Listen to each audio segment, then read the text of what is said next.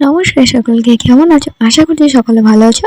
তো চলো আজকে তোমাদেরকে আমি জামাই ষষ্ঠী স্পেশাল আমার হাতের স্পেশাল মাটন পিসের রেসিপি শেয়ার করব।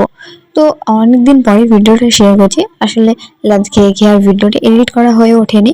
তো প্রথমে বেশ কিছুটা চাল আমি জলের ভিতরে আধ ঘন্টা ধরে ভিজিয়ে রেখেছিলাম।